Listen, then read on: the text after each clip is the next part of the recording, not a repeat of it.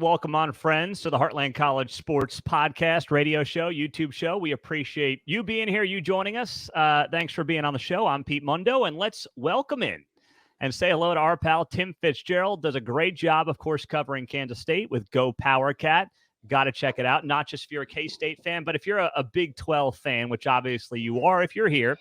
GoPowercat is the place to be. Tim, what's happening, man? I feel like we're sitting here with the calm before the storm when it comes to the Big 12, Pac-12 expansion. What's going to happen?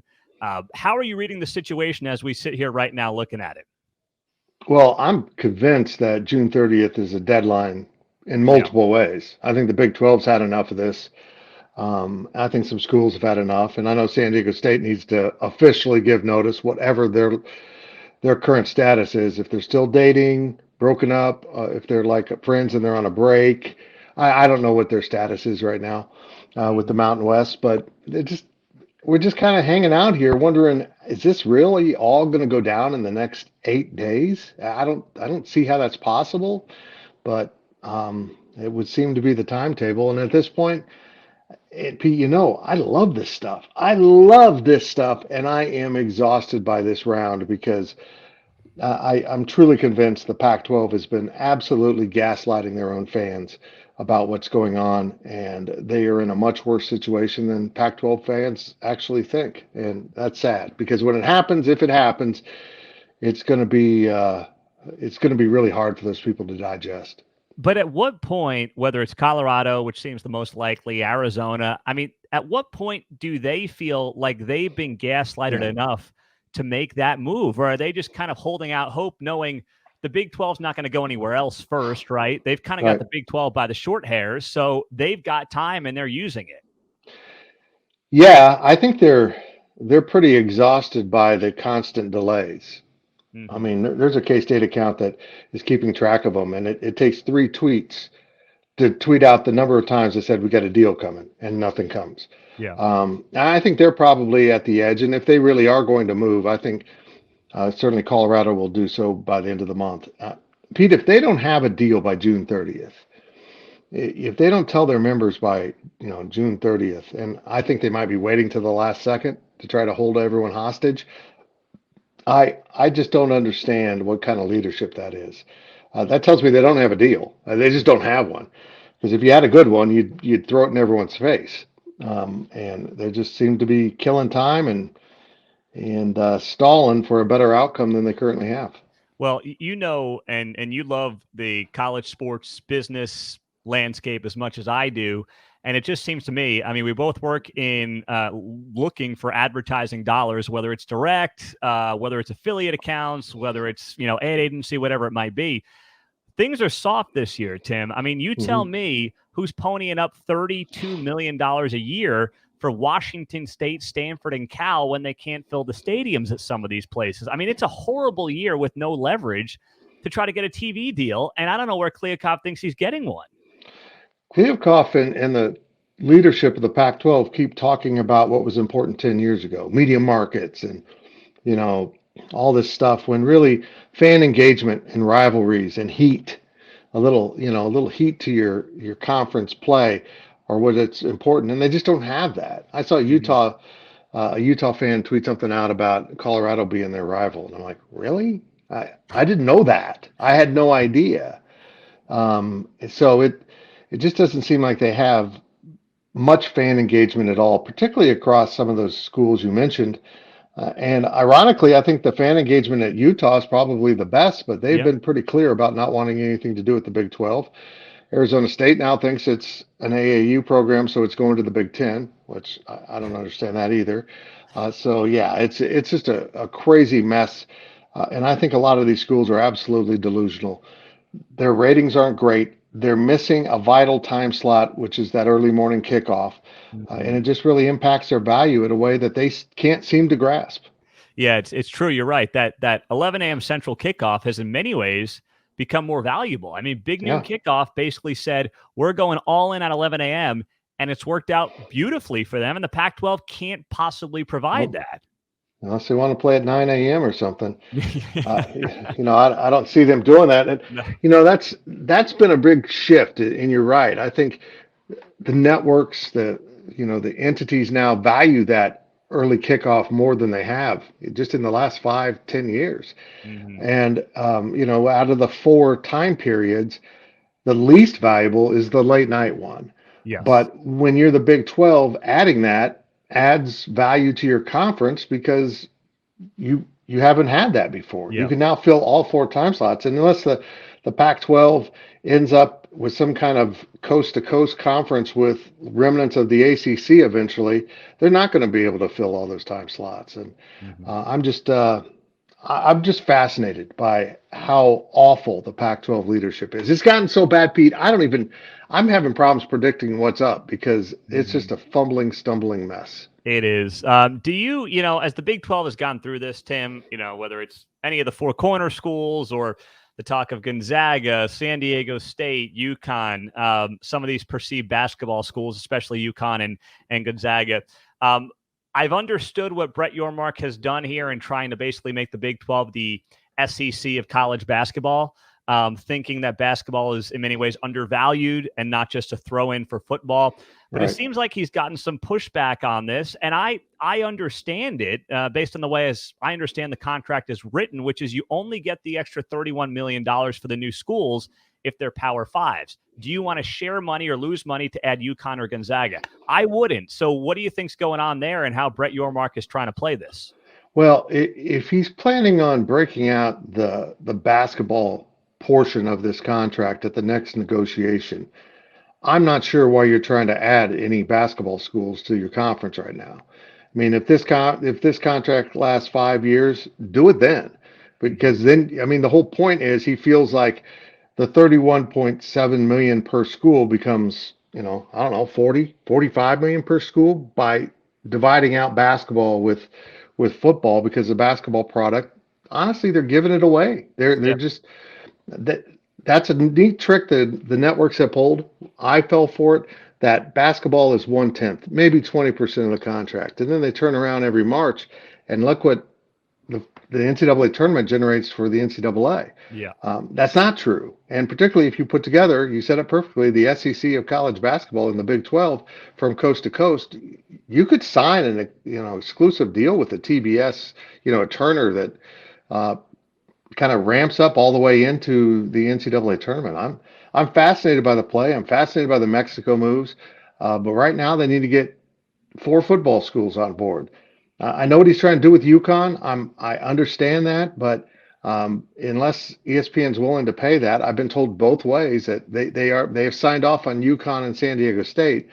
Uh, I get it, but maybe his thought is we'll bring them in. We've created extra inventory. If they don't want to pay for it, someone will, and maybe that's the approach he's going.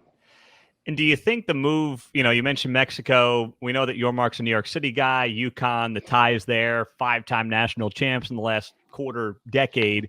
You got these camps happening in Harlem.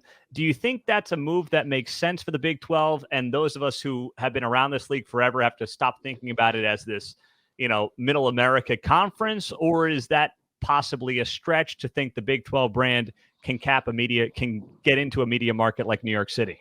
Yeah, I'm not sure. I'm not real sure how this is all going to play out. And the key here is being able to actually peel schools out of the Big East, and I'm not sure Yeah. that will happen. I mean, yeah, you add Gonzaga, which puts them on a strange island, unless they're secretly talking to Oregon and Washington that we don't know about. You put Gonzaga up there in the Northwest, and you almost feel like you need UConn and Villanova and someone else to kind of help balance things out. I just he's got so many things in the air, and this is one of the things I love about him. Um, he is willing to explore anything. He'll look into any idea that he feels is tangible. Even if it goes against all the thinking of all the conference leaders around the country, he's going to at least explore it. So the Big 12's trying some new stuff. They're trying to be inventive. He's trying to generate revenue, and I applaud him for that. And not every idea is a good idea, and he'll find that out. Yeah. Do you think, I mean, looking back on the hire of Yormark last year, Tim, I don't think any of us could have predicted what the last 10, 11 months have brought. This kind of thinking, though, I believe has been a welcome sight for college athletics and for this league, which was always kind of just trying to keep up and never truly leading the way in any way. How do you feel about the first almost year of the Yormark hire and what it's done for this league? Well, I feel like the league is really unified, more unified probably since the founding. Yeah. I mean, even at the start, there was concerns about Texas and moving the offices from Kansas City to Dallas, ruffled feathers up north. So I see a sense of unity that I haven't seen. Maybe a couple schools are eye on the horizon, but no one really has any place to go right now. And I think once they get to going and this new conference is in full place, whether it's 12 or 16 schools in football, I think there's going to be a real sense of unity. But the Big 12 really needs to get to playing. And that includes with the 4 new schools coming in this year. They need to get to playing and kind of put this stuff on the back burner. And I think Brett Yormark, even though he's determined to expand, is about done with this cycle. It's just gone on too long, and it's been too messy. The Pac-12 issues are spilling over and staining the Big 12, and it's just, how somehow the Big 12's been made the villain and haven't done anything. So it's been a really good year under Brett Yormark, and I think it's going to be fun to cover him. He's Tim Fitzgerald. GoPowercat. I'm Pete Mundo, Heartland College Sports. As always, if you're on YouTube, the podcast, hit that subscribe button. Always appreciate our radio listeners joining us as well on the show. Tim, let's go to Manhattan. Speaking of things going well the last 12 months, a Big 12 championship in football, nearly reaching a Final Four in basketball. Where does this past year, and by the way, it doesn't look like the momentum's ending anytime soon. What's the atmosphere like there in Manhattan around these two programs, the success that they've had, and frankly, the standard that's been set for this upcoming season? You're right. It feels like a beginning, not a culmination of anything, almost a starting point now with the Kleiman-Tang duo in place. And Kleiman's recruiting is improving on the football side. Tang's recruiting is, going up another step. And it was already good, but now it's gone up, in terms of who they're getting in to visit from the prep ranks. When they won the football, basketball, and baseball titles in 2013, 12 and 13, it was cool, but it also felt like the culmination. Yes. Colin Klein's senior year, and they hit the right number of guys in basketball, and on and on. But this just feels like we're just getting started. It's going to be fun. Everyone loves these two head coaches. They love their athletics director. There's just a lot of good vibes around Manhattan, Kansas right now. What about, how those two guys, out of curiosity, what's the relationship like between Tang and Kleiman, and who's top dog and who's, let's be honest, egos get involved on college campuses. They seem like they're both very, from afar, pretty humble, pretty normal, for lack of a better word, guys. Is that a fair assessment, or is there, something going on there that maybe makes it intriguing on campus? And no sense of that ego you mentioned from either one of them. They're just not that kind of guy. And they seem to, what little they probably interact, because they're both so busy, they're so diligent about their own work. Every time they interact, it's kind of a cool chance to see these two guys who are similar age, and also were both doubted when they were hired at Kansas State, having success. I think they've just got a lot in common, and they genuinely like each other. That's great. Now, when you look at football, before we get to the team, the season ahead, I got so used to, Tim, the last 10 years or so, just knowing, hey, round robin in football, you're just going to rotate home and away. Now you actually got to look at the schedules and say, okay, who's got an easier path? Who's got a tougher path in the Big 12? The K-State schedule, for the fans who haven't dug into it yet, how do you feel like it broke down, and how does it compare to what you've seen? Well, you essentially replace West Virginia is out, and you get Houston. That's pretty comparable, but I think West Virginia is probably a little bit better, further along than Houston. They've got them both towards the bottom of my conference picks. Yeah. And then you replace Oklahoma with UCF. And I think they're pretty comparable, but of course you've got the little magic going with Oklahoma, so you kind of unfortunately don't have them. But yeah, I think the schedule is good. It might be a hair less daunting for this team. But from everything I'm hearing, they are so focused on those three non-conference games and not having that slip up in that part of the schedule. Because if you look back at last year, if they don't lose to Tulane, they might be brushing up against the playoffs as Big 12 champions. Probably wouldn't have made it, but they certainly would have been in a much better position. But I think this team, with all their veteran leadership, the guys that came back, they're ready to do something, and they're eyeing that Big 12 title again, and maybe even a better season. We know about Will Howard, but is there and we'll get to him, but is there a part of this team that maybe, the casual Big 12 fan isn't paying enough attention to, that they'll watch this year and say, dang, I didn't realize that unit, that player, who are those guys, that unit that, the casual Big 12 fan should be looking at and saying, wow, K-State's got fill in the blank. K-State's got some questions on defense at nose tackle, maybe some depth on the back end. But if Khalid Duke returns to the defensive end play that he showed, earlier in his career before he had the injury and moved back to linebacker, if the other defensive ends are healthy and Mott and Matlack, Daniel Green's healthy, I think this defense is going to be a high impact defense. So while everyone's looking at the losses of Felix Anudike-Uzama, I think they've got answers for those losses, and young guys that are coming along, or a veteran like Khalid Duke who's going back to his position. And, maybe some better questions on that offensive side of the ball with some of their skill guys. Pete, when you return your entire offensive line, plus a guy who was injured, plus your young guys who are coming up, you're looking at 8 guys that are Big 12 ready. You're going to be pretty good.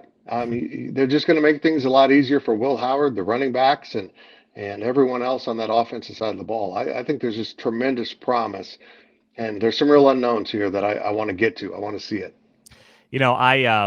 I said sometime in the last couple of months that if I had to win a game and I needed one quarterback in the league right now, I mean, it's pretty obvious to me it's Will Howard, and I don't think it's all that close right now. What is his offseason look like? And, do you agree with that statement that if any quarterback in the Big 12, you got to win one game this weekend, Tim, it's Will Howard? I keep looking at these people ranking the top quarterbacks in the Big 12, and 1 and 2 in whatever order aren't Howard and Jalen Daniels, and I don't know what's going on. Ewers shouldn't be in the top 2. He's talented. He put up some really impressive games, including against Kansas State, but he also had some stinkers. And he had some games where he's pretty bad. Same with Gabriel at Oklahoma and some other guys. I think Will Howard's the best quarterback in the Big 12, and if it's not him, it's Daniels. They're different types of quarterback, but I do agree with your assessment that if you got to win a game, Will Howard's your guy. Daniels could carry a team, but he also is prone to mistakes more at a higher level than a Will Howard. And I'm going to bank on Will Howard. He's bigger and stronger. Hopefully he's still got some speed to him so he can run the ball. But boy, he's a horse now, and he's confident, and he can wing it all over the field and make some really difficult throws.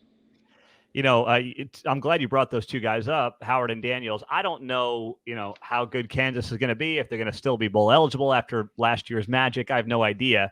But clearly you've got a K-State program that I believe should be favored to win the league. You got a KU program on the rise.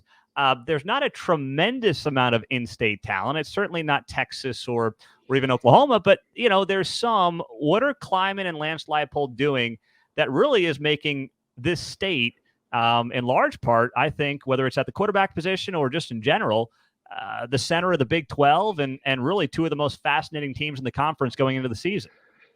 Well, I think the difference between the programs remains the base recruiting in Kansas for Kansas State is so much stronger. And I just think you need that kind of mental investment from a guy who grew up in your state, understanding the program. And we've seen it over and over at Kansas State. But I think Lance Leipold brings to the table something that helped K-State, build its program, and that's identifying underdeveloped talent and put them in a developmental program and bring them out the other side as Big 12 level players. Because that's really true for Kansas and Missouri, and the fact that the way the high school associations are set up, they really aim at multi-sport athletes and not just football players playing football 12 months around. So they don't get the one sport development. They get kind of a overall athletic development, and then they get into college and learn more specifically how to be a great football player. And I think Leipold's doing a great job with that. And he's got a great coaching staff. He's the right guy. And if they don't get this going right now, I'm afraid they're going to lose him, including with their stadium renovations, and which I hear are going great. But they got to get it tangible. Things need to become tangible in Lawrence. They had a great season last year. As we all know, it petered out the end. But I think he's set the base up now for some real success.